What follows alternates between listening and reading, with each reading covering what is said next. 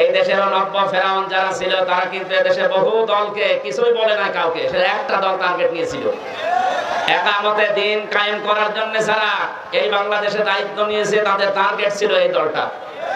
বলেন যত হামলা মামলা কেস কাম জেল ভর্তি সব এই দলের লোক দিয়ে।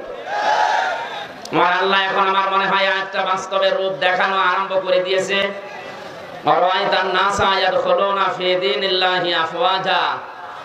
আপনি দেখতে পাবেন দলে দলে পালে পালে মানুষ ইসলামে প্রবেশ করছে। যে দৃশ্য এখন এই 1 মাসে 8-9 দিনের যে রিপোর্ট আমরা পেলাম, গতকালকে আন্তর্জাতিক একটা রিপোর্ট পেয়েছি, বাংলাদেশে 100 জনের 14 জন যারা বিদায় নিয়েছে জালেমরা তাদেরকে এখনো সাপোর্ট করছে। 100 জনের কয়জন? মাত্র 14 জন।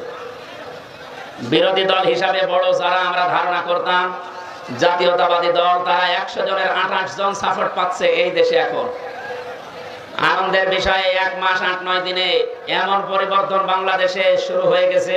100 জনের 58 জন মানুষ এখন ইসলাম পন্থী এই দেশে। সুতরাং এই সংবাদটা আমি নিজে বানাইনি, যেটা দেখতে পেলাম কোরআনের আয়াতের সাথে যে দলে দলে মানুষ ইসলামে প্রবেশ করবে, এটা কিন্তু কয়েকদিনে অলরেডি শুরু হয়ে গেছে।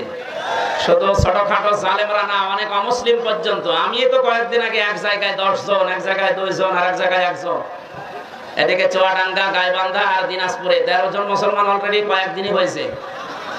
যেভাবে আসতেছে মানুষ, কিছুদিন যেতে দেন।